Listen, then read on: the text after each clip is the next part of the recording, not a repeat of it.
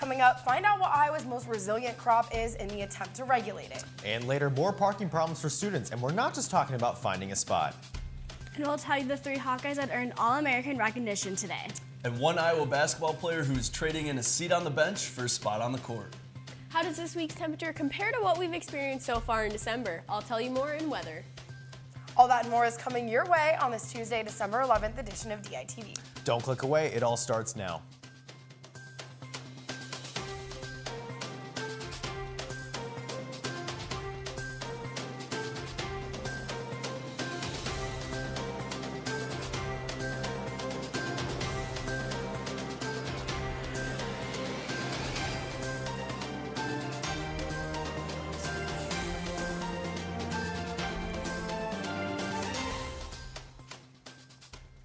Good morning and thank you for tuning in. I'm Anthony Calliger alongside Becca Skadden. Good morning, Anthony. We have a lot to cover today, so let's start with our top story. President Donald Trump has expressed concern that he could be impeached. Trump sees impeachment as a real possibility when Democrats take over the House come January. Impeachment talks have been circulating for the past few days, and this comes after a filing prosecutors believe that Trump was directing his former attorney, Michael Cohen, and payments to his alleged mistress. Democrats suggest that this is an impeachable offense and that Trump could be sent to prison once his time in the White House is done. Trump's intensifying legal troubles are said to be making fellow Republicans nervous if Trump decides to run for re-election. The White House is yet to release an official statement regarding impeachment or if Trump is running for re-election. Meth has become Iowa's most resilient crop, with legislators and law officials attempting to regulate production and consumption. To tell us more, we have Daily Iowan reporter Jordan Prochnow in the newsroom. Good morning, Jordan. Good morning. Thanks for having me. So, Jordan, what does meth look like in Iowa right now as opposed to in the past? So in the early 2000s, one of the biggest problems with meth was that there were lots of meth labs in the state, and they're obviously very dangerous and explosive. But now the biggest problem with meth is that foreign manufacturers are bringing it into the state. And while Iowa is further into the country than a lot of other states that are currently heavily trafficked, it's still a really big problem. So how is this a problem here in Johnson County? So in Johnson County, a lot of the crimes that are committed while under the influence of meth involve burglaries and robbings and theft. And this is because people are attempting to steal goods, which they can then pawn off to get more money to purchase meth and fulfill their addiction. And so while Johnson County has a lot lower numbers than most of the state, it's still a very clear problem. And so what are people doing to combat meth here in Iowa? So in the early 2000s, a couple pieces of legislature were passed in order to control substances that are used to create meth. But right now, the biggest thing to focus on is just having more treatment resources for those who are addicted to meth and encouraging potential users to steer clear from the drug because you really don't want to mess with it. Jordan Prochnow in the newsroom, thank you. To read more of Jordan's feature on meth regulation, make sure you pick up a copy of the Daily Iowan or go to dailyiowan.com. Business in Iowa City seems to be constantly changing, as just last year, Zombie Burger closed down after being open for less than a year. But 2 businesses are catching locals' attention. Hands Jewelers has been a longtime staple in Iowa City, seeing changing hands from generation to generation. The store has been around for over 160 years. While downtown Iowa City has its landmarks, it's important to keep the ever-changing customer in mind. Just last week, Milk, a diner and cereal bar, opened in Iowa City and sparked a new business venture. The idea of cereal, all day, every day, and in multiple forms, such as a milkshake. To learn more about what it takes for a new business to create longevity, such as Hands Jewelers, make sure you read Charlie Peckman's story in today's edition of the Daily Iowan. A committee tasked with brainstorming some big ideas for the university's future are having some trouble. University of Iowa administrators are in the middle of their first fiscal year with a new budget model. The 2020 initiative reviews Iowa's structure and ended with some barriers. The report states, quote, "Without such a process, the immense creativity in the UI community will be primarily limited to ideas in the individual disciplines, where ideas can be realized. But we should also have a process that encourages big idea thinking," end quote. With state funding for Iowa's universities remaining unstable, a key goal for the new initiative will be a look beyond the near-term future and to think of the university in the long run. For more on the 2020 report, you can go to dailyiowan.com. Well, Anthony, it seems like Mother Nature might be taking pity on us for finals week. The temperatures have not been too bad. You're right, Becca, and let's hope that those weathers don't get any worse from there. Let's toss over to Sam in the weather studio to see what she has to say. Sam?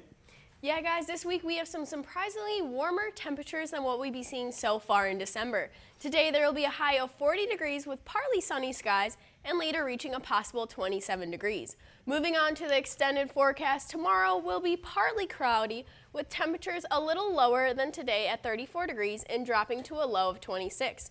Then Thursday we have a 70% chance of rain with temperatures warm enough at 38 degrees, so hopefully the rain won't turn into snow during the day. But as the evening comes, the temperature drops down to 29 and we could experience the rain becoming light snow.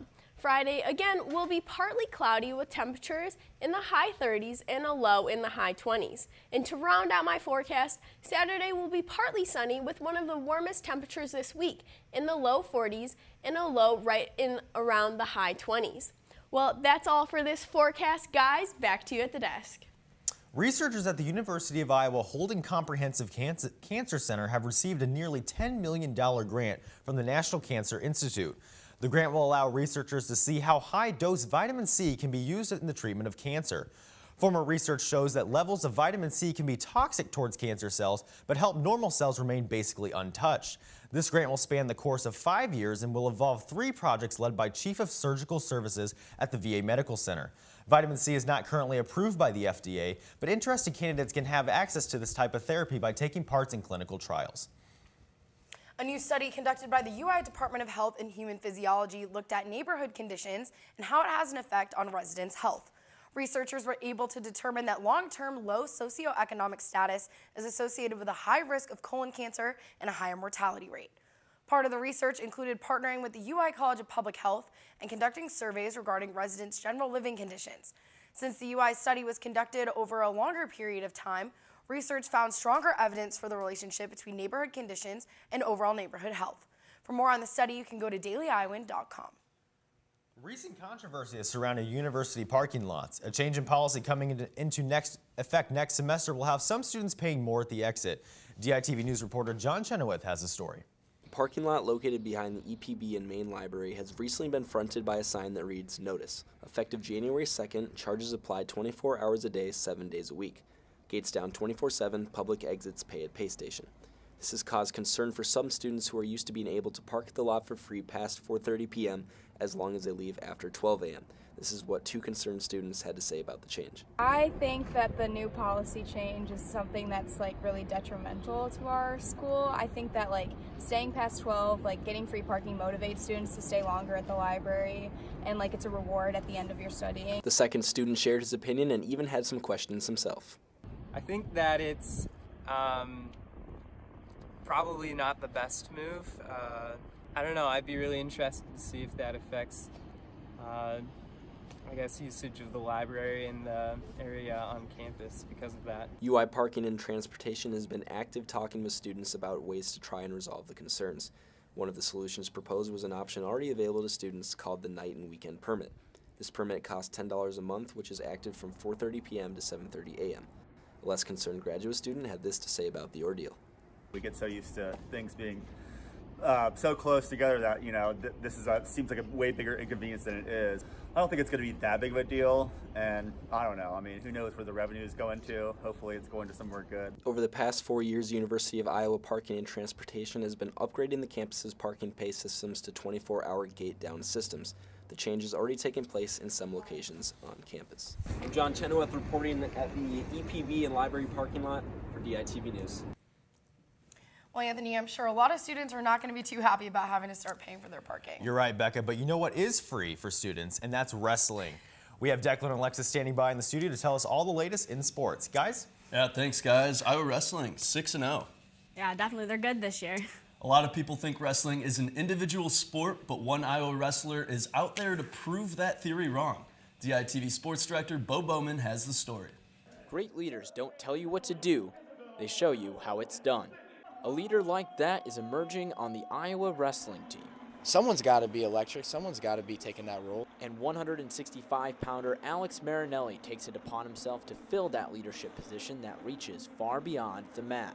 I try to help them, far from wrestling, and that's what's big in today's society. Is you don't want to just get better at wrestling, you want to get better at life in general. Even though he's just a sophomore, the upperclassmen still look to him. This is definitely a team that doesn't believe in just senior leadership, but just leaders, no matter who you are, what age, what weight, it doesn't matter. He's had some great mentors. Tom's very good at that. He's a father to me. He's a best friend to me. He's a coach to me. He's everything. To help him build a team of his own someday. I would love to be a coach. From Carver Hawkeye Arena, Bo Bowman, DITV Sports. Marinelli and the Hawks return to action at Northwestern for the Midlands Championship. And yesterday, Iowa basketball came in number 22 in this week's AP poll. And a big reason for Iowa's success this season is the team's depth. DITV Sports Director Lucy Rodine tells us about one player who has recently snuck into the rotation. Coming out of high school, Riley Till had the opportunity to see significant playing time at mid-major out-of-state schools. But for Till, he's always been a Hawkeye. I had out-of-state options, going out of high school, but I was lucky enough towards the end of my high school kind of career and campaign there, playing AU, that Coach McCaffrey and the coaching staff saw something in me and gave me a shot. So, this is kind of where I've always wanted to go. My sister played here. My mom, did media here for X amount of years, so I kind of grew up around Iowa City. It's like a second home to me, so it just felt right. With 3 years under his belt and several injuries and red shirts on the team this season, Till has finally found a spot in the rotation. Had unfortunate injuries with some guys redshirted, and just kind of the way things went this year. Opportunity just came up, and so I'm trying to make the most out of it. I think he's really worked to that point. It's not like it just kind of fell to him because of the circumstances. He kind of earned it anyway. He's an athlete. He's in his third year. You're around it as much. You know what's expected. With the return of Cordell Pimsel, Till's playing time remains a question mark as Iowa finishes out their non-conference schedule. Reporting on Iowa basketball, Lucy Rodine, DITV Sports. The Hawks are in the middle of a 9-day break from play, but they'll be back on the court on December 15th against Northern Iowa in the Hy-Vee Classic in Des Moines.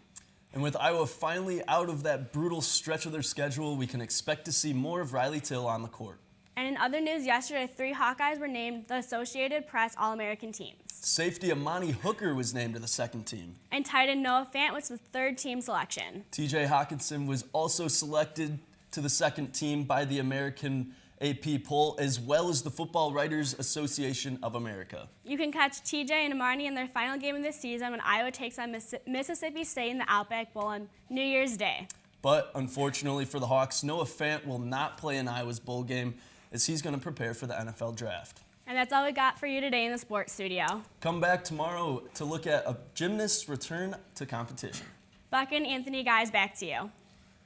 With 2018 coming to a close, Time has released its 2018 Person of the Year. The annual Person of the Year highlights someone who's had a big impact, positive or negative, on news headlines over the past year. This year, Time has chosen the Guardians, a group of journalists whose fearless work has landed them in jail or cost them their lives.